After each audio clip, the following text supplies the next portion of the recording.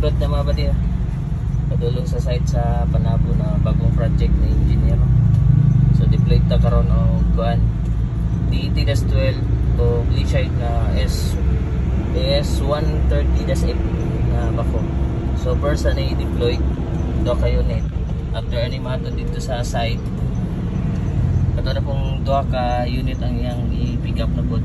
Itong D50 o 128 na Komatsu backhoe o isa ka D50 na bulldozer. So mo yung balikan dayon. After ani ma-drop na ni dito sa Panabo site. So nanami diri sa may Division Road pababa. So gikan mi sa site sa Langaw. So padulong ni mi site Panabo mabadi. Deployed naman 2 kayo ni. O kita-kita na lang ta dito sa site sa Panabo mabadi no.